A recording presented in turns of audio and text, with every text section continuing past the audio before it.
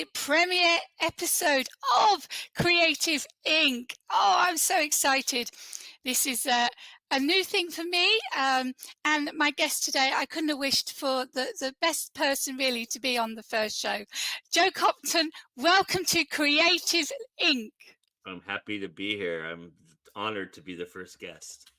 It's exciting. It is. It's Yay. cool. I couldn't have done it without your help. You've been so helpful setting this up for Anytime. me and teaching me the ropes, so to speak. But then you are that kind of person. You are, I'm going to use the word, yeah, I'm going to use the word daddy. You're the daddy to us creatives, especially us indie creatives.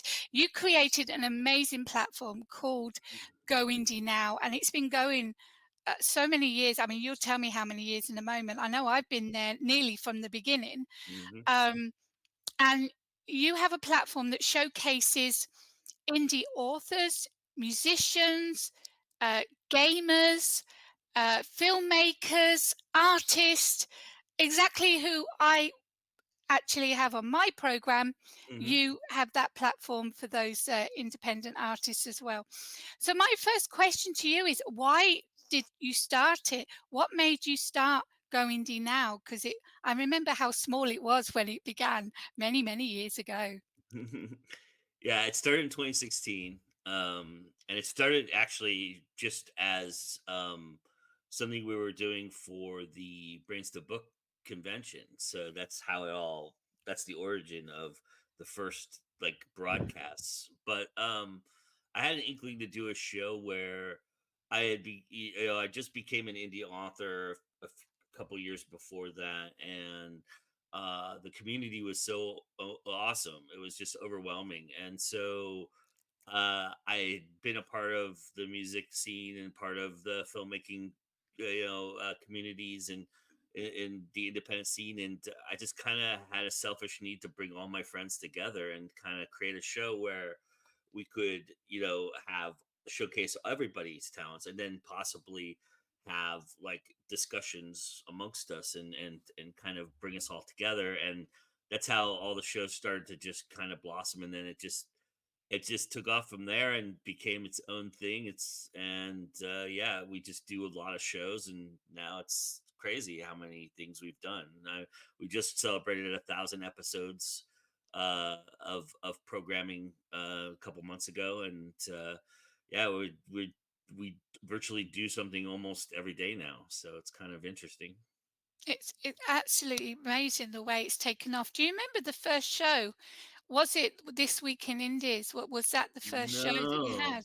no, the first show was just like a variety show. I didn't really have a name for it. I just called it Go Indie Now.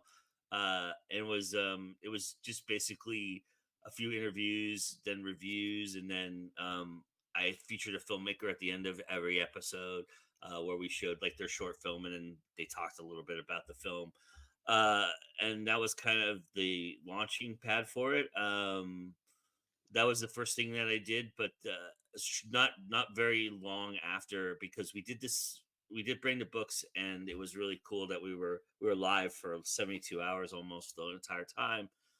And one of the things that we did during that time is I asked Christy Stratos to do a panel of women published women and talking about women in the publishing industry.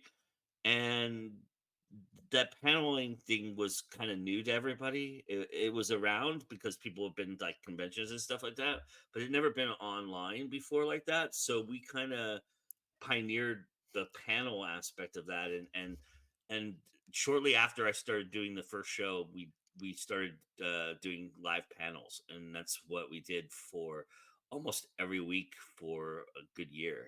So And I mean, the panels you're still going on now, so it's not for a yeah, good I year. We're mean talking 7 years now yeah, with that's how panels. yeah, that's how This Week in Indies evolved and everything like that too. So yeah, So with these panels, I mean, I've been a guest numerous times. yeah, Uh, we talk about stuff that's going on in the industry, yeah. as well as the art of writing, um, about genres, about publishing, um, basically anything that that matters to us and Yeah. to other authors. Yeah, absolutely. That's So where exactly do you right. get your topics from? Is it you know, you've been doing research before the show, so you know what you're going to talk about? Somewhat. I mean, sometimes the news of the day dictates that, like the news of the week sometimes dictates, especially for this week in indies. As far as like genres go and things like that, um, I just come up with a kind of a rough outline of how many episodes we're going to do of certain shows and what we're going to do in those shows. And usually genres is just picking as many genres as we can possibly talk about and seeing how many people I have available to do those kind of things. But as far as like this week in indies go, Madeline and I just have like we just brainstorm, and she usually has pretty good ideas about what she wants to do on her episodes. And then whenever we have a guest host, we you know they pick their episode. And then I usually just the way I usually do it is I look at what is relevant right now, what's going on. Like, I mean, if we're doing like NaNoWriMo, obviously we're going to talk about NaNoWriMo, you know, things like that. But you know, if it's like a slow week, then I'll pick something that I think is kind of interesting that I think people would want to hear about, like, you know, how to edit your first draft and stuff like that. So, Yeah, yeah. I mean, there's always something to talk yeah, about, something, and always something's going on in the news when it comes yeah, to publishing and Amazon and AI, of course. yeah, Um, so how many, I know because we're at the end of a term now and you're starting a new season of yeah. everything. How many shows will be going on with the next, how would you say, Season. yeah, season, yeah, of all the shows? How many shows have you Right. got going? Yeah, right now I have pretty much a show going on, at least one show almost, I'd say 5 of the 7 days that is going for the week. And then Different show. different show. So Mondays and Fridays we have a different show every week. Sunday's always going to be This Week in Indies.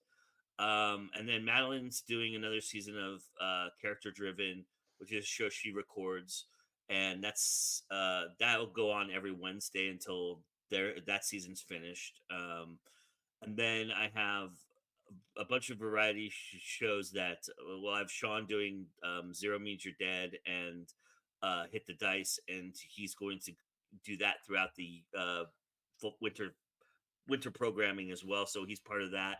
I also have a spotlight show where I do what you're doing here. Basically, it was an interview, you know, a one-on-one interview with somebody for a time period and talk about their art. Mhm. It's specifically about their art that's coming out, kind of like a new releases kind of thing. Yeah. And I will film a lot of those actually, you know, because I'm going to Park City in January for Slam Dance again. So I'll have a lot of that in the can for that. So that'll almost be weekly as well. Maybe even, you know, semi weekly where I have two of those shows. So I'm gonna have stuff every day, and some Mondays will have two shows on those days as well. And then I'm bringing back 21 grams for the winter session as well for those who didn't get a chance to be a part of that. I know as we're recording this, you know, you'll be the last guest of fall season for us. But yeah, that's a show that has gained a little bit of traction and popularity. So bringing that back, and I'll do that any Monday that we don't have a scheduled show for 21 grams will go on. So So what is 21 grams? What's different about that show to all the others? 21 grams is more of a I like to call it, well, the basis of 21 grams the is that's the artificial scale or weight of the soul of our souls. That's what they say. It's 21 grams, and so it's basically delving deeper into the soul of the writer. What motivates them? Or the creator? You know what is it about the depth of what they're doing, you know, because a lot of times we talk about the processes, but we don't talk about the motivation behind the processes and Mm. what each thing, you know, matter why it matters to them. And so uh you know, a lot of this season has been talking about like genre swapping and you know, crossing over genres. That's been a big topic. And then, you know, the depths of what scares us, what fear is, what is emotion, why is this particular writing a lot softer and this one's a lot darker, things like that. Mm. And then at the end of every show, I've adopted something that was on this on inside the actor's studio, that was created by a French talk show host called the Le Questionnaire, and that's basically 9 questions that kind of are also basis of the soul. So I thought that was appropriate for that show, and we've done that all season long this season. So that's been a big part. So that's an hour, virtually about an hour conversation. Some of them have been longer, some of them Quite are deep, shorter. Yeah, deeper than normal interviews go. Yeah, yeah. I I always wanted to do something like that, so that's why that was born from that. no, if I'm great. That's great that it's really taken off, and I'm glad you're carrying on with that because it's been going for a few years now. Yeah, Um, a lot of the shows are educational, but then you have the fun stuff. Why don't you yeah. tell us about the fun stuff, Joe? Y- Yeah, I mean, we have like game shows and like right now we have the green room, which is that's going on hiatus though for the winter. That'll come back in the spring, and it is basically two two artists kind of bringing 3 topics to the table, and David Green is the host. That's why we call it the green room. Also because it's one of those things you do in the green room where you just kind of talk about you talk shop with the other person that's sitting in there. So it was kind of apropos the title. Uh, but we talk about they present a topic, and then David votes on which one he thinks should be the topic that should be remembered. And then whoever wins gets an hour with David, which can be either a reward or a punishment depending on how you look at it. And Nikki DeCaster, who is his co-host, also will do a half hour with the loser, and then I also offer the winner an opportunity to do uh, a video for whatever art they're trying to sell. So like an ad, like a trailer. Perfect. So Oh, yeah, wonderful. that's a fun show we do. On This Week in Indies, we also are we did the 5 minute drill this year for the last season. We're going to continue that into next year. So that's another fun thing we do. 10 questions. It could be random about anything. Totally random. Totally random. But yeah, so I mean those. I mean, and you know, um, I don't know what the future holds for other game shows and things that we've had in the past, but we'll always be inventing stuff. Yeah, I mean, for it's all if it's all work and no play, then it's no fun. So plus I think a lot of those things bring in people that normally wouldn't come and watch a lot of the stuff that we do. So we like to do that, and there's some things in the works that we're talking about doing more of. We've definitely got some introverts into Yeah, extroverts over the years, haven't we? yeah, With yeah, Going to Now. So yeah. you mentioned at the beginning that you started it because you were an author. So let's talk about your authorship. Sure. How did it begin? What's your journey been like? Yeah, I mean, so it's been a weird journey. When I was in the Marines, I wrote a story that actually became my first book, and I actually wrote it as a screenplay, and I submitted to screenwriting competitions, and it did okay. I was actually a quarterfinalist at the Austin Film Festival, and then it did okay. Never got past quarterfinal. That was the best I had ever done with it. but but the same thing was being said about the screenplay, which was I would love to know more about these characters. The movie might not be great, but the characters might be really something worth it.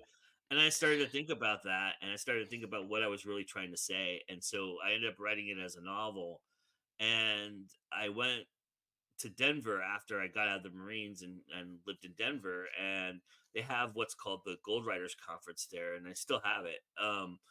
And it's basically a big writers conference where they invite people to come, and young writers to mingle with established writers, and they have workshops Oh, awesome. with established writers and young writers, and then they allow the young writers to pitch, and for it was like for $10 I could pitch to like anybody I wanted to. So it was like all you could pitch kind of thing for like $10, which I know Wow. back then I don't know if that's probably much more than that now, Yeah. but I pitched to a bunch of publishing houses, and then I found an agent, and the agent took me on, and we actually got the manuscript into a medium publishing house. What we didn't know about the medium publishing house was they were transitioning into what ironically became my job later on in my careers. But uh, they were transitioning into a movie house where they were taking novel ideas and turning them into television movies, and Wow. so we What didn't a know that. concept, huh? What a Yeah, concept. right. And we didn't know that at the time. We thought they were just going to straight up publish the book. And when we got there, they flew us into New York. They were in New York house. They flew us in, and we got there, and my manuscript was sitting on the table with a bunch of little tabs in it. And I go, okay, cool. They've ripped apart my manuscript. I'm cool with that. I'm ready to go. I'm ready to do whatever they want me to do. And then they told us what they were doing, and I walked out of the deal. And they offered me in advance. They offered me money. It was pretty good money. It's the most money I had ever seen at the time. And but I didn't want it. If I wanted to do that, I would have stuck with the screenplay thing, right? I wanted it to be a novel. That's what I wanted. And so I ended up walking out of the deal. I didn't handle it the way I should have handled it, and my agent was very upset with me at the time. But we talked about it and worked it out. And then what we ended up finding out is this publishing house had ties with other publishers in the area because everybody in New York talks. This is the one thing that I think authors don't realize is that we all talk to each other. So if you screw up, everybody's going to know who you are and what you're doing. I mean, unfortunately for me, it didn't work out in my favor. I got blacklisted. Basically, no publishing house, west of the Miss or east of the Mississippi would look at Oh, my stuff. pooh. So it basically just died. And so from there, I was so frustrated with the process, and I said, you know what, this is not what I really want to do anyway. I just want to make movies. So I went and made movies instead, and shelved the book, and then I had gone through a like dry spell of creativity, and it was about 9 years after we initially shopped it, and I just dusted it off. And my wife at the time, who's now my ex-wife, looked at it and she said, here's your problem. This is what you need to do. And she found a hole in it, and I rewrote that, and discovered that we discovered the magical world of Amazon and Kindle, and said, you know what? Instead of going through this whole process again and being just tortured by it, let's just put it out ourselves. And so that's what I did. I put it out myself, and the rest is history. And then I got a publisher for the next books, and I um I actually was never going to write a second or third book in I this particular remember. series. It was a standalone all its own, and I was going to end it where, I mean, I ended it on a cliffhanger, which pissed a lot of people off. But well, it was a sort of cliffhanger. It was, I mean, it could have been anything, but uh, so everybody kept asking me when I was going to write the second book, and finally I came up with an idea, and I ended up doing it. And so yeah, then my publisher at the time published the second book. It was a small indie press publishing, and then we were working on the third book, and they folded. So now Oh, I'm kind of in limbo with the other books again, and so it's just a matter of putting those out there.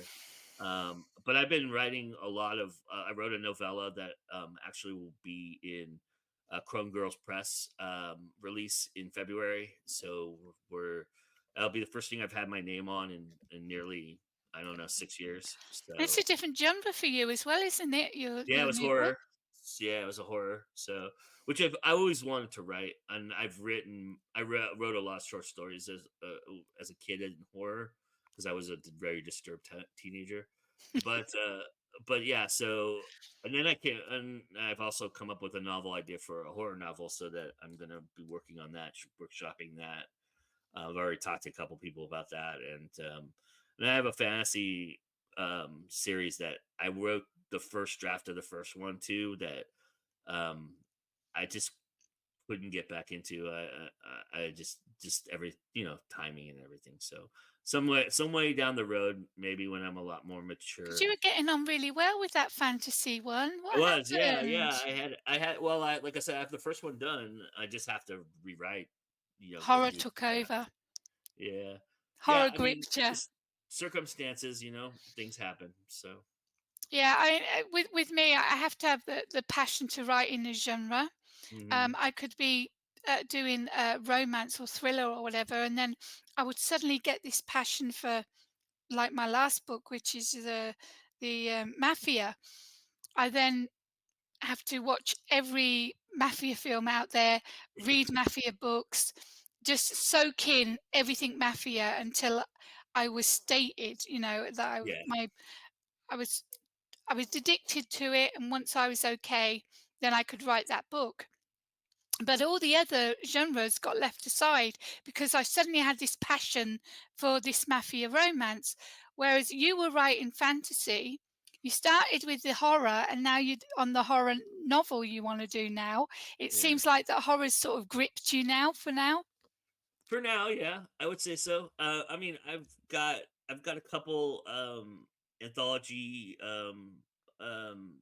invitations to do that won't necessarily be horror, more maybe more of urban fantasy on a couple of them.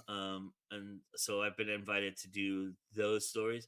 I always like to just, you know what, I for me it's all about character, and the genre doesn't really staple me to anything, to be honest with No, you.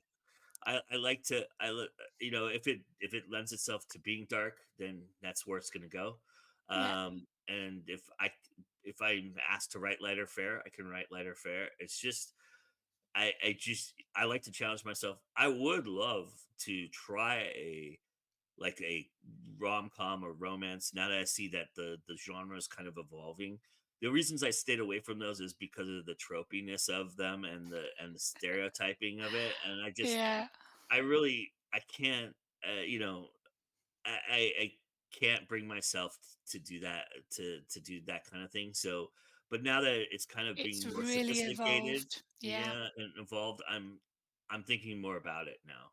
yeah. I just watched a film that was on my top 5 list this year. It was a British rom-com, and I was so impressed how sophisticated it was. Even though it used some of the tropes that we're talking about, it used it in a manner that I had never seen before. So And what was the title of that? it's called Rye Lane. Mm, It's a British rom com. It's very good. So yeah, so I'm thinking about it now. So I mean, we're gonna see where the wind takes me. I've got a couple weeks here where I'm just gonna be writing, and we'll see how that perfect. goes. Perfect. No interruptions, phones No, off. Yeah, yep. wonderful. No Staying off social scheduling, media for staying a off week, social media, yeah, and and we'll see how write. it goes. Oh, I can't remember the last time I picked up a pen. So sad. But, you made a big announcement not so long ago, so why don't you, tell me about this? Sure, yeah. So I signed a deal memo, which is basically a promise. It's like getting a promise ring. Mm, That a production company has looked at a script that I wrote, a feature film script, and decided that um, I'm in their queue to produce this film, and I've been attached as the writer and director of the film. I pitched them my vision, and they said, "Well, you should make this, and let's help you make it." And so they, for the next 17 months now, 16 months, I guess we signed it in October, so 16 months. They basically have the right to make this movie until we decide to make it. So that's what we're doing. but it's So it's your story, or they've it asked is, you to yeah, produce it? Oh, it is. What yeah, is yeah. it? So Is it drama? I mean, what horror? it is a drama. It's a. I can tell you the storyline Mm, if you're interested. So it's about it's the most personal thing I've written because it's a lot about spirituality and my journey as a human in a lot of ways. It's about a middle-aged man who discovers just by accident and no fault of his own that he's immortal, and it's about people's perception of that and the opportunities he has and doesn't have, and certain things happen in his life that are dictating. you know, how his choices are going to be made. And so he goes on this journey to kind of discover how this all happened and figure out why he was chosen and and yeah, it's just and people are after him and people want him to do this or do that and he has to make decisions and that's kind of what it's all about. Wow. But like you say, it's very spiritual. But Yes, it's yeah, it's a yeah, very much about it's about the journey of a man's soul, basically, and what he's going to do with it. So, wow. So where did you get the idea for that? Or has it been brewing for a long time? yeah, I'm not someone who writes personal stuff very often. I usually a lot of me goes into characters, but Mm. it's not. I always stray away. I've always had a very active imagination. I've been making up stories since I was 5 years old, right? So I've been able to write stories and things of that nature for a very long time. And so I've always departed. I never believed in the right what statement, but I think it's never more true.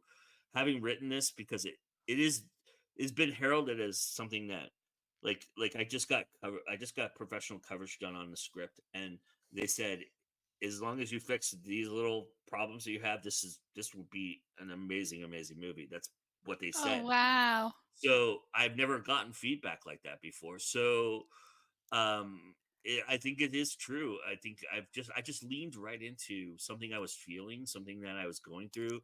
I went through a divorce a couple years ago through now, and then of course it was right in the middle of COVID, which fucked all of us up. Oh, sorry, I don't know if I can curse, but messed all of us up, and it really and so all of that kind of just went into this story. I mean, it is a supernaturalistic fantasy kind of thing. I mean, obviously nobody's immortal, but it's really that's just the backdrop of what is really happening here, and that's we get tethered to things in our lives, and we have to make decisions, and things happen, and they're not always great, and they're not always, and some of them are really great, and those are the things that shape us as people and shape our journey and our story. And so I've always felt like that was the key to writing something like this personally, and I've never been able to do that. And one day I just let it all out, and it turned into this amazing story that I hopefully people will get to see here in the next couple of years. So As I said, now it's a waiting game, isn't it now? well, I mean, we're working on stuff and doing stuff, but I'm not waiting around. That's not never been my style. That's not who I am. I go for it. And so my thing is that I haven't directed or made a film since 2001. So 2001 was the last time I Wow. was behind a camera working on an actual project. I mean, for myself. I've been behind cameras other than myself. So I guess 2005 was the last time I was on a set or a part of a production. So that's 18 years ago. So for me, I feel like there's probably going to be some rust. There's probably going to be some intrepidation. There's going to definitely be some doubt, self doubt. It's just going to happen. Imposter syndrome sneaks in there all the time. Doesn't it? So yeah, I mean, the movies I made are so bad, nobody's ever seen them for a reason because they stink. So, but I did them, and I'm proud of what I did because without that, I don't do other things. So, and I don't meet people that I can curry It's all favor part for. of the journey that Yeah, we go yeah, on, our authorship journey. yeah, Well, absolutely. I So just wish you all the best to continue on that journey. It's very yeah. exciting So with I'm Going I'm Do making Now and so part of that is I'm going to actually be making a short film here in 2024. So that's definitely happening. I've already got some people on board for that. So that's what I'm going to do. I'm going to knock the rust off. I'm going to try oh, some things out perfect. and use that as a launching board to kind of see where I'm at and see how much further I've gotten, and maybe make a second one in the year as well. Right now, I'm only planning for the one because I had this script that I wanted to do that I shelved because I stopped. Hollywood just crushed my soul. Yeah, So I can so understand that. Yeah, so I'm making that story. It's a 15-page, easy film to make. So It's like they say when you know, you learn how to ride a bike, you're never gonna forget it, you know, you yeah, get behind that camera and everything will just go, "Yeah, I remember how this hopefully we'll works." see. We'll see how it goes. But yeah, I'm excited about that. So I'm definitely doing that. So like I said, I'm not waiting around. But as far as this feature film goes, we're working on the script. That's part of why I'm taking some time off. I'm working on the script for that, and then um, we've sent it out to some people to see if they're interested in being part of the cast or being part of the production. And then I'm gonna go to Park City and schmooze and see who I can schmooze around with that. And so I'm always working on it. It's just a matter of where I am in their schedule. So Yeah, that's part of the. They have how seven. exciting. They have 16 months. So if they don't get something done in 16 months, I'm Then gonna take it's it yours and again and you'll go somewhere else. yep. I'm just Yep. keep moving. So Love it. Well, Joe, thank you so much for being my yeah, guest on the premiere episode of Creative Inc. I wish you all the best with the film, with Goendy Now. I love you to bits. I think you're absolutely awesome. right back at you. And yeah, thank you so much. Thank you for having me. This is awesome. Thank you.